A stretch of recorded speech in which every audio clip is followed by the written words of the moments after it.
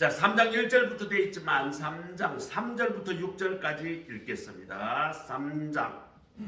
3절 제가 먼저 읽습니다. 요한이 요단강 부근 각처에서 와서 죄사함을 받게 하는 회개의 세례를 전파하니 선지자 이사야의 책에 쓴바 광야 속에 지나서의 소리가 있어 너희는 죄를 준비하라 그의 오실 길을 곧게 하라. 모든 골짜기가 메워지고 모든 산과 낮은 산이 낮아지고 굽은 것이 곧아지고 험한 길이 평탄하여질 것이요 모든 육체가 하나님의 구원하심을 보리라.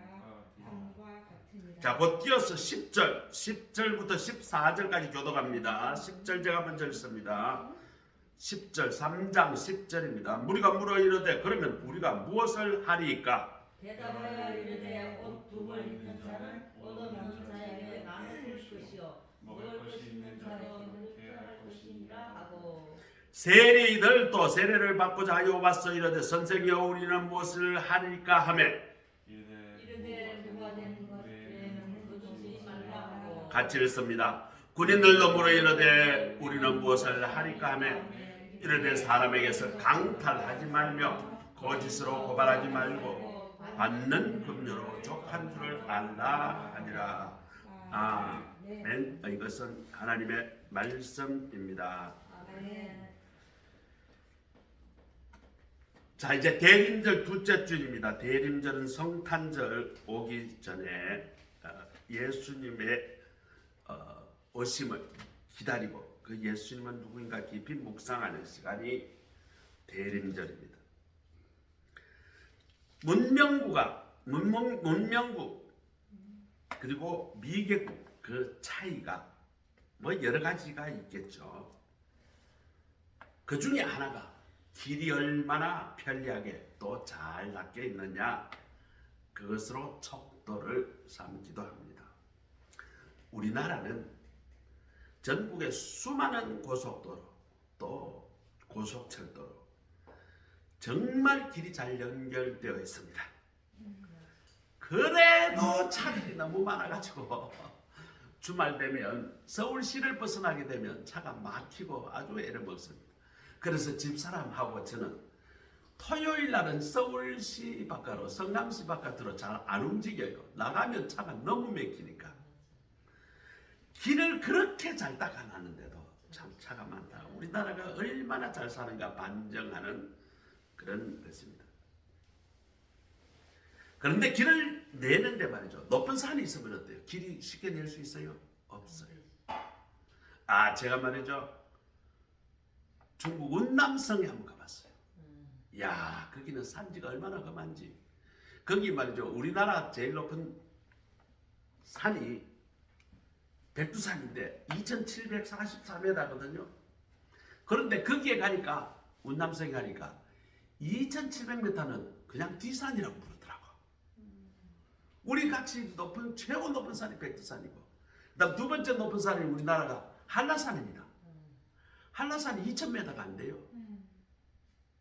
지리산 2000m가 안 돼요. 진원이하고 아주 예전에 우리 지리산 꼭대기 천왕봉에 올라간 적이 있는데 얼마나 힘든지 1박 2일 동안 올라갔는데 그래봐야 2000m가 안 돼. 그런 높은 산은 반대로 계곡이 아주 깊어요. 이렇게 되면 길을 내기가 어렵습니다. 중국은 말이죠. 큰 산과 큰 계곡에 따라 가지고 민족이 달라요. 이쪽에는 가니까 따이주라 그러고요. 저쪽은 바이주라 그러고요. 그러니까 이 태족, 백족 이 골짜기마다 말이죠. 그렇게 민족이 다르더라고요. 말도 달라요.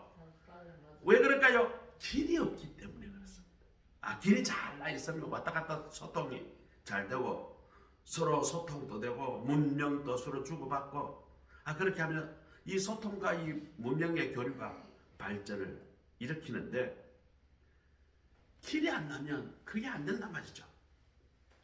이런 길이 참 우리 인류사에서 중요합니다. 그런데 오늘 말씀에서 길 중에 가장 중요한 길은 무슨 길일까라는 길.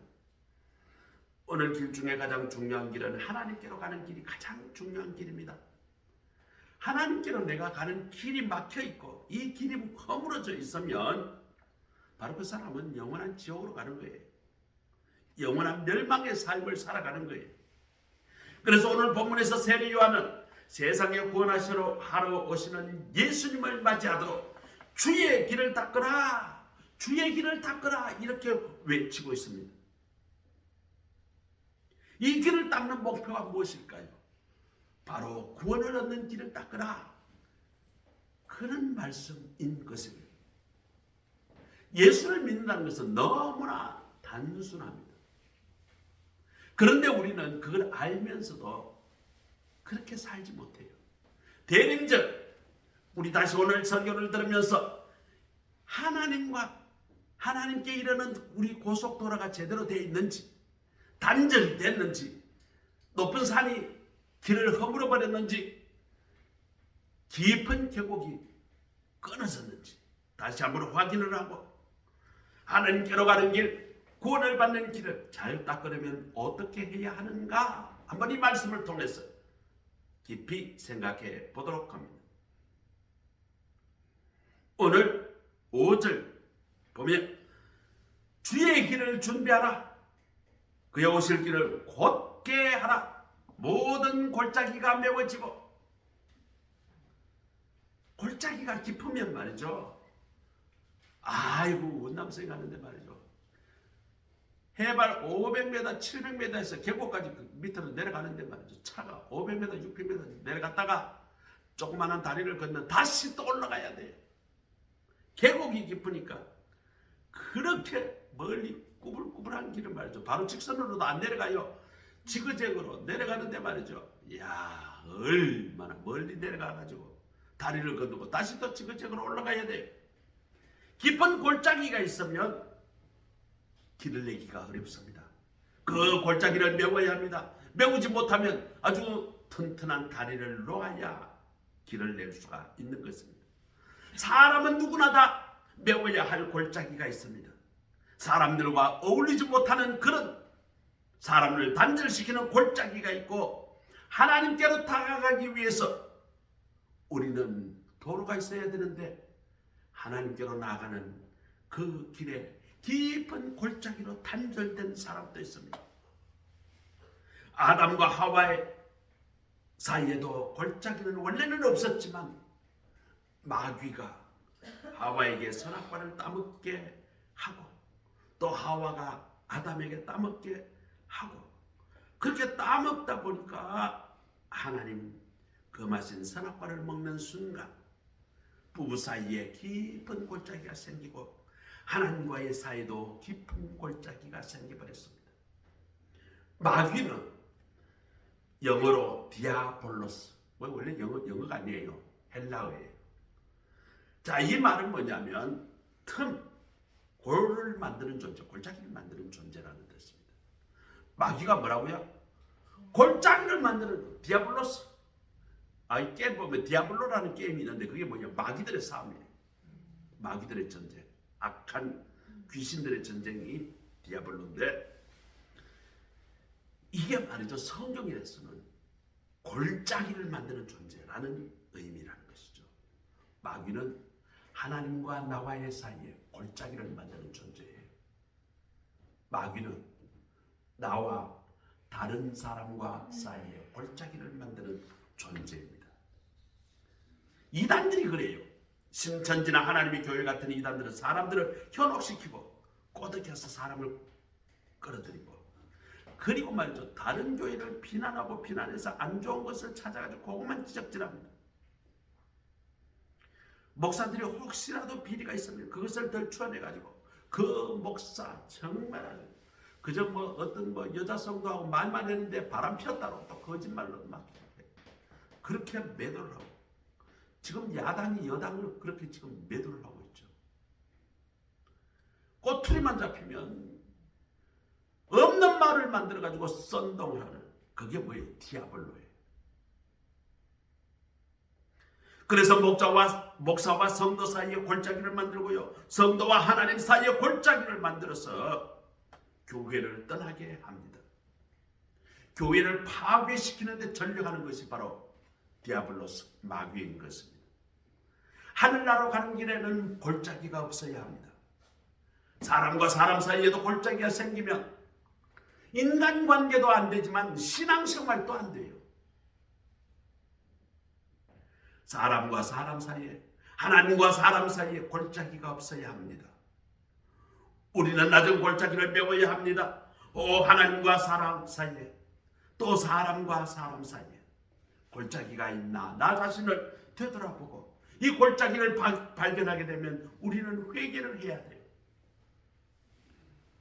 또 높은 산을 낮추라라고 오늘 성경은 말씀합니다. 높은 산이 있으면 길을 내기가 어려워요. 야, 그러면 높은 산을 어떻게 해요? 깎아야지. 지금 우리 성남에서 조금 가면 위례가 있죠. 위례가 아파트가 많잖아요. 그런데 원래 거기가 그렇게 넓은 덩이였을까요? 아닙니다. 남한산성에서 이 줄기가 내려와서 말이죠. 골짜골짜마다 부대가 있었어요. 특전사 부대, 상부대, 그 다음에 행정학교, 뭐 그런 부대가 여러 개가 있었어요. 거기다 훈련장도 있고요. 그런데 그 부대와 부대 사이에 뭐가 있었다? 산이 있었다. 그런데 그때는 말이죠. 산에서 산을 넘는 도로가 없었어요. 길도 없었어요. 그런데 그 산을 다 싹 밀어버리니까 어떻게 돼요? 완전히 저렇게 넓은 덜이 생기고 위례라는 곳이 도시가 하나 들었었어요. 길을 내려면 높은 산이 있으면 길을 내기가 어려워요. 길을 내려면 어떻게 해요? 그 산을 깎든지 터널을 뚫든지 그렇게 해야 합니다. 오늘 성경에서 산은 무엇을 의미할까요? 교만을 의미합니다. 내 가운데 교만이 있으면 하나님께로 가는 길이 어떻게 돼요? 나지 않습니다. 끊어집니다. 교만을 낮추어야 하나님께로 가는 길을 만들 수 있습니다. 교만을 낮추어야 사람들 사이에 길을 낼 수가 있습니다. 바울은 말합니다. 고린도전서 10장 12절에 선줄로 생각하는 자는 넘어질까 조심하라. 내가 좀 잘났다, 내가 좀 내가 옳다라고 그렇게 주장하는 사람 넘어질까 조심하라. 잠언 29장 23절에 사람이 교만하면 낮아지고 겸손하면 명예를 얻게 된다는 구절이 나옵니다. 잠언 11장 2절에 교만에 오면 욕도 따라오거니와 겸손한 자에게는 지혜가 있다라고 성경은 이야기합니다. 세례 요한은 광야에서 외칩니다. 모든 산과 낮은 산을 낮아져야 한다. 내 마음속에 교만을 없애야 된다. 교만의 산을 무너뜨려야 한다는 것입니다. 우리가 예수께로 다가가는 방법, 내가 하나님 앞으로 다가가는 방법의 첫 번째, 제일 중요한 것이 무엇일까요? 골짜기를 메워야 하고 높은 산을 낮춰야 합니다. 내 마음의 교만을 없애야 한다는 것이죠. 자, 오늘 여기서 구체적으로 이 산을 깎으라고 외치는 것은 바리새인들을 가리키는 외침입니다. 바리새인들은 자기네들이 최고다라는 교만을 가지고 살아갑니다. 자기들만 하나님의 뜻대로 사는 사람이라고 주장하며 사실상은 자기네들은 하나님의 말씀하고 전혀 반대의 삶, 이율배반적인 삶, 극과 속이 다르는 그런 삶을 살아가고 있었습니다. 예수님은 그들에게 산을 깎으라, 교만을 낮추라. 주님을 만난 길에, 우리가 주님께로 나가는 길에 우리의 교만의 산은 깎여져야 합니다. 낮아져야 합니다. 오늘 우리 모두는 혹 나도 모르게 내 마음속에 교만의 모습이 있는가? 그 교만의 죄를 발견하고 회개하여 그 교만의 산을 낮추는 우리 모두가 되시기를 간절히 소원합니다. 자, 그 다음 9번 길을 곧게 펴고 평탄한 험한 곳을 평탄하게 하라 라고 합니다. 옛날 길은 말이죠. 시골 길은 지형에 따라서 꼬불꼬불해요. 제가 어릴 때 시골에 학교를 가는데 말이죠. 저기 이 뭐라 그러죠? 그 달구지가 끌고 가는 그 도로가 중간에 마을 그 끝에서부터 저기 반대편 그 농사 짓는 데 끝까지 달구지가 그 지나가는 큰 중간에 큰 것은 길이 고다요. 그런데 나머지 논두렁은 땅이 생긴 대로 꾸불렁꾸불렁해요. 그런데 그 바른 길로 가려면 동네 아주 앞까지 가서 끝까지 밑으로 내려갔다가 학교를 가야 되는데 그거 안 가려면 논두렁으로 가로질러서 학교를 가야 돼. 옛날에 말이죠. 나라를 다 배우고 나면 논두렁으로 가는 아이가 하나도 없습니다. 논을 가로질러가 물이 없으니까 논을 가로질러 가죠. 그런데 봄 되면 어떻게 돼요? 못 갑니다. 물이 차가지고. 그때부터는 이제 뭐 내고 이제 이렇게 하죠. 그러면 물이 있으면 어떻게 돼요? 할 수 없이 논두렁으로 가는데 이놈이 말이죠. 꼬불꼬불 길 생긴 대로 갑니다. 그런데 그런 길은요. 계속 이렇게 다니다 보면요. 그게 더 멀어요. 꼬불랑꼬불랑하게 가다 보면. 문명이 발달될수록 어떻게 길은 직선으로 되는 것입니다. 길이 똑바로 되고 평탄하면 그게 좋은 길이에요. 천국 가는 길도 마찬가지입니다. 내 마음이 굽어 있으면 안 돼요. 마음이 굽으면 내가 바라보고 생각하고 말하는 것이 비틀어집니다. 생각이 비틀어지면 당연히 말이 비틀어집니다. 말이 비틀어지면 남에게 상처를 줍니다. 같은 사건도 정상적인 사람은 바라게 바라보는데 마음이 굽은 사람은 삐딱하게 봅니다. 삐딱하게 보는 사람은 그 말이 매우 상처를 주는 말이 쉽게 나옵니다. 사람들 사이에 어떤 식으로든지 사건은 항상 생깁니다. 좋은 사건이든 나쁜 사건이든. 그런데 이 사건 발생이 생기는 것이 중요한 것이 아니라 이 사건을 바라보고 그 시선을 어떤 방향으로 어떻게 해석하느냐가 중요합니다. 어떤 사람은 말이죠. 며느리가 보니까 이게 말 약간 좀 발이 투박하단 말이죠. 그랬더니 어떤 시어머니가 아이고 우리 며느리가 얼마나 일하고 고생했으면 발이 저렇게 펑퍼짐하게 저렇게 퍼졌나 고생 많이 하는구나. 그렇게 생각하는 시어머니가 있고 반대로 말이죠. 저것은 얼굴도 못생기고 일도 못하는 게 발까지도 못생겼네. 또 이렇게 생각하는 사람이 있다는 거예요. 아니 뭐 발생긴 거 뭐 지가 뭐 생기고 싶어서 생겼나. 태어날 때부터 그렇게 생긴 것은 좋게 보는 사람도 있고 그걸 나쁘게 보는 사람도 있다는 것이죠. 매사를 어둡게만 바라보고 비정상적인 생각과 비틀어지게 바라보고 해석하는 사람, 그 사람은 마음에 무서운 병에 걸린 사람입니다. 마음이 굽었다는 것입니다. 마음에 굽은 길이 있다는 것입니다. 부정적인 말을 하는 사람, 그 마음에 굽은 길이 있다는 사람입니다. 오늘 본문에서는 하나님께서는 그 길을 바르게 펴라라고 명령합니다. 세례 요한은 굽은 길이라고 할 때에 사두개인들을 두고 한 말입니다. 사두개인들은 하늘나라 부인하고 천사도 없고 부활도 없고 오직 이 땅에서 내가 돈 잘 벌고 잘 먹고 잘 살면 그것이 하나님의 복이다라고 착각한 그런 사람이었어요. 영적인 사람, 하나님께 열심히 사는 사람, 그 사람들 비난하고 공격하고요. 항상 말을 남에게 상처 주는 아프게 말하는 그런 사람들이었습니다. 이런 마음에 가지고 이런 마음의 길로는 도저히 예수님을 담을 수가 없어요. 예수님을 모실 수가 없습니다. 매사를 삐딱하게 보는 사람이 없는지, 그런 눈이 없는지, 비틀어진 내 마음이 없는지 우리는 오늘 대림절을 맞이해서 내 마음속에 예수님을 모실 수 있을까? 이렇게 비틀어진 마음이 있으면 예수님 모실 수가 없게 되는 것입니다. 또 길이 험한 것이 울퉁불퉁하면 그 길이 되겠어요? 자전거를 타고 갔는데 옛날에 제가 자전거 통학을 했어요.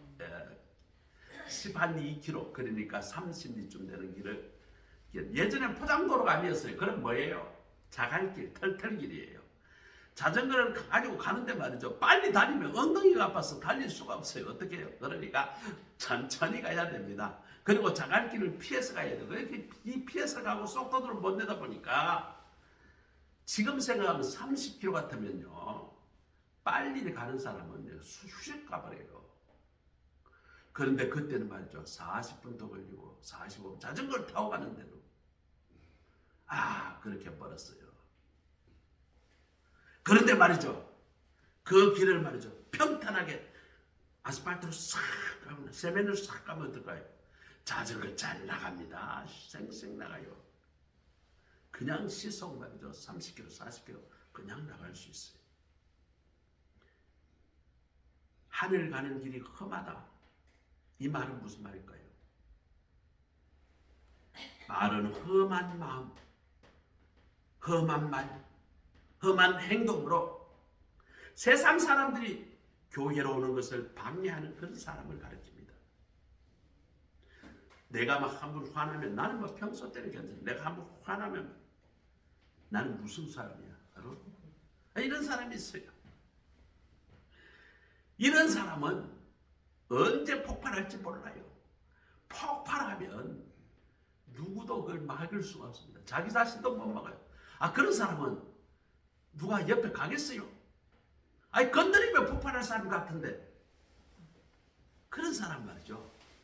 똥이 무서워서 피하는 게 아니고 더러워서 피합니다. 그 사람하고 인간관계 하려고 하지 않아요. 그런데 언제나 한결같이 화평한 마음, 화평한 말, 부드러운 얼굴, 상냥한 말씨로 그런 사람이 되어야 하는 것입니다.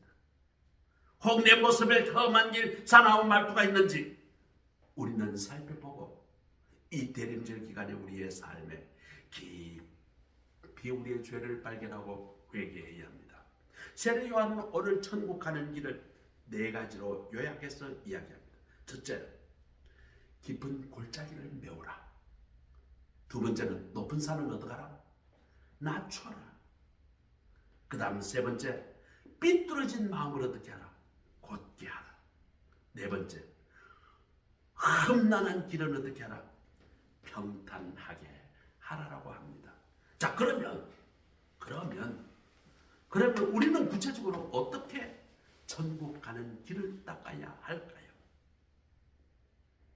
오늘 10절에서 그렇게 묻죠. 10절 우리 같이 한번 읽어볼까요? 10절 다 같이 시작. 우리가 물어 이르되 그러면 우리가 무엇을 하리까? 자, 물었어. 11절 다 같이 시작. 대답하여 이르되 두 발 있는 자는 옷 없는 자에게 나눠줄 것이요 먹을 것이 있는 자도 그렇게 할 것이니라 하고 사람들이 묻습니다. 그래, 길을 그렇게 닦는다면 뭐 어떻게 해야 되는 거지? 그럴 때 세례 요한 이야기합니다. 옷 2벌 있는 자는 나누라. 나눔의 삶을 살아라고 합니다. 이웃사랑을 실천하며 살아라는 공명이죠. 사랑을 한다는 것은 나누는 것입니다. 내 마음도 나누고 내 사랑도 나누고 내게 있는 물질도 나누고 상대의 아픈 마음도 내가 나누어 공감하는 것이 바로 이 사랑을 나누는 것입니다. 사랑을 한다면서 그저 조금 돈 좀 주고 이것이 그치는 게 아니라는 거죠. 사랑은 물질, 마음, 아픔, 즐거움 이것을 같이 나누는 것이 사랑의 나눔입니다. 물질은 하나님이 주신 은혜입니다. 우리가 구체적으로 나눔에 가장 잘 드러나는 것이 무엇일까요? 그게 물질이기 때문에 물질을 강조하는 거예요. 어떤 사람은 나는 물질이 나누는 게 그렇게 넉넉하지 않아. 괜찮아요. 그런 사람은 뭘 나눌까요? 나의 따뜻한 마음을 나누면 좋습니다. 어떤 사람은 말이죠. 물질로 별로 나눌 게 없지만 말로 나누는 사람이 있어요. 그래, 얼마나 힘들었어. 그래, 너는 잘할 수 있어. 너는 그래, 이 고난을 이겨낼 수 있을 것이야. 이런 나눔이 그 사람을 살려요. 그래, 얼마나 힘들었어. 정말 안타깝다. 나도 그 마음이 이해가 된다. 이런 위로의 말이. 그래, 다시 한번 일어서 보자. 나를 이해해주는 사람이 있구나. 나는 자살하려고 마음먹었는데 나를 위로해주는 사람이 있네. 그러면서 삶의 재기에 그 먼 동력이 얻게 되는 사람도 있습니다. 또 물질로 나누는 사람이 있죠. 물질은 많아서 나누는 게 아니라 콩 한 쪽도 나눠 먹는 사람이 있습니다. 내가 조금 여유가 있을 때 이것은 하나님께서 내게 특별한 은혜를 주셨구나. 이것이 하나님이 내게 주신 선물이구나. 그렇게 생각하고 심판날 때 주님이 물으실 것을 알고 이 물질을 나누는 데 사용하는 거예요. 그렇게 하나님 나라 갈 때 내 평가가 어떻게 될 것인가. 하나씩 하나씩 그렇게 저축해 두는 거예요. 하나님의 생명책에, 요한계시록에 보면 하나님의 생명책에 이 모든 것이 다 기록되어 있다라고 합니다. 자, 성 어거스틴의 제자가 성 어거스틴에게 질문합니다. 선생님, 물질을 많이 받는 게 축복일까요? 저주일까요? 이게 물질이 적으면 어떤 사람은 하나님께 복 못 받았다 이렇게 또 이야기하는 사람이 있어요. 또 어떤 사람은 물질이 너무 많으면 그 사람 타락한다. 물질이 죄의 권원이다. 뭐 이렇게 말하는 사람도 있다는 것이죠. 그때 어거스틴은 이렇게 대답합니다. 재물이 많고 적고 그 재물 그 자체가 축복도 아니고 저주도 아니다.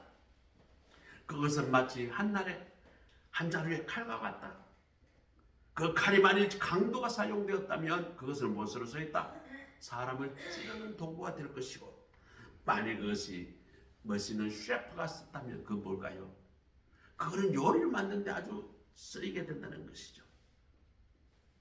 마찬가지입니다. 물질이 축복인가 저주인가? 물질을 어떻게 모으고 어떤 사람에 어떻게 바르게 사용되었느냐에 따라 달라지는 것입니다. 우리는 물질을 하나님의 뜻대로 바르게 사용해야 합니다. 어떤 사람은 물질 때문에 늘 쫓겨요. 사실은 쫓기지 않습니다. 우리 정도 삶이 되면요, 대한민국의 평균 수준 이상으로 다 잘 살아요. 좀 가난하다 그러지만 밥 못 먹을 사람 아무도 없습니다. 전 세계 삼시세끼 먹는 사람이요, 전 세계 인구 중에 30%가 안 됩니다. 지금 하루에 한 끼만 먹는 사람이 대략 전 세계 한 70% 정도. 어마어마하죠. 하루에 한 끼만 먹고 사는 사람, 먹을 게 없어서. 근데 한국은 뭐예요? 너무 지금 먹을 게 많아요. 다 먹을 게 많아서 뭐가 온다? 당뇨병이 온다. 그리고 나처럼 뚱뚱한 사람이 되는 거예요. 왜? 먹을 게 너무 많아가지고. 대한민국은 말이죠, 먹어서 없애는 것보다 갖다 버리는 음식 쓰레기가 더 많다고 그래요. 그래서 탈북한 사람들이 한국에 오면, 야, 한국의 음식 쓰레기 저것만 줘도 북한 주민들 배고픈 걸 해결하겠다. 그렇게 이야기하는 사람도 있다고 해요. 물질은 어떻게 쓰이느냐에 따라서 그 가치가 달라지는 것입니다.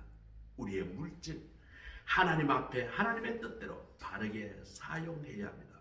자, 이번 성탄절, 이 대림절, 우리 모두는 작은 실천으로 주변의 어려운 이웃들에게 나누어야 할 것입니다. 자, 두 번째로는 12절 13절에 보니까 12절 13절 한번 읽어볼까요? 시작. 세리들도 세리를 받고자 하여 와서 이르되 선생이여 우리는 무엇을 하리까 하매 이르되 부과된 것 외에는 거두지 말라.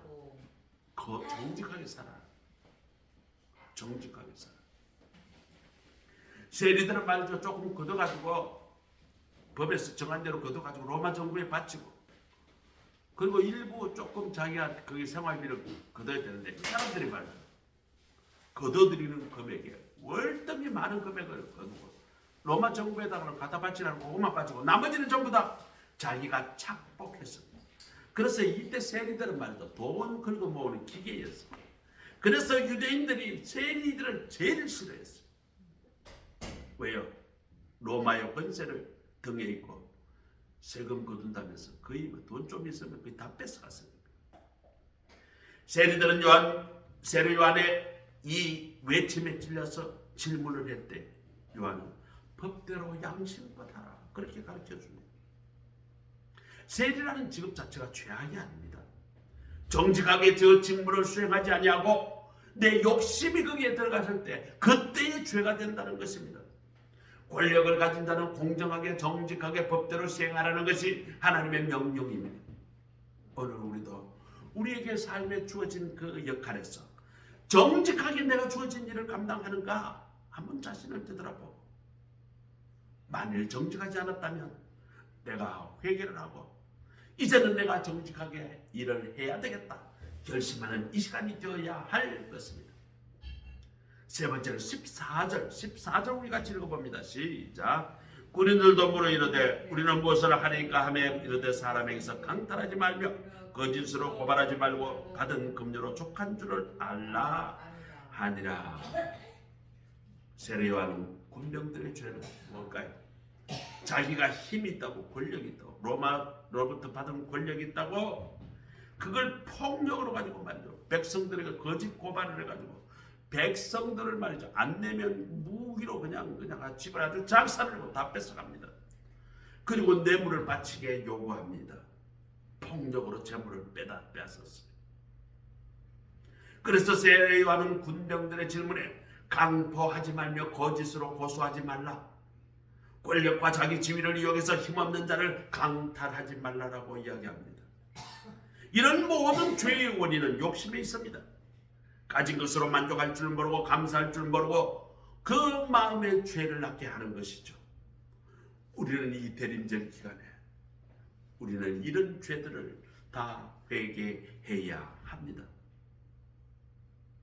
우리는 이 대림절 기간에 오늘 말씀을 통해서 세례 요한을 통해서 하나님의 음성을 듣는 우리 모두가 되시기를 바랍니다. 첫째, 하나님은 우리에게 나눔의 삶을 살기를 원하십니다. 두 번째로 하나님은 우리에게 정직하게 우리에게 주어진 그 역할에 정직하게 살기를 원하십니다. 세 번째로 하나님은 우리가 욕심 부리지 말고 우리의 권력을 남용하지 말고 우리가 가진 것을 만족하고 감사하며 살기를 원하십니다. 주님 오시는 그 성탄절을 맞는 대림절 기간에 오늘 주신 말씀을 깊이 명심하고 우리의 마음의 길을 닦아 주님의 모시기에 합당한 길을 준비하도록 합시다. 이번 주님의 성탄을 기쁨으로 맞이하는 우리 모두가 되시기를 주의 이름으로 축복합니다. 기도하겠습니다. 하나님 감사합니다. 오늘 영원의 고속도로를 닦읍시다 라는 제목으로 말씀을 묵상합니다. 우리 마음에 높은 산을 낮춰 길을 내고 깊은 골짜기를 메워 길을 내며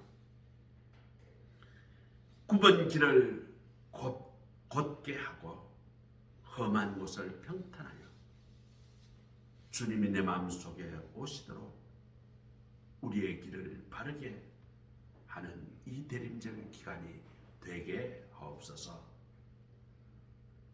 또 세례 요한이 말씀했던 것처럼 나눔의 삶, 정직한 삶, 우리의 삶에 주어진 것에 만족하는 삶을 살아가는 우리의 삶이 되게 하옵소서. 예수 그리스도의 이름으로 감사하며 기도드립니다. 아멘. 찬송가 105장입니다. 105장.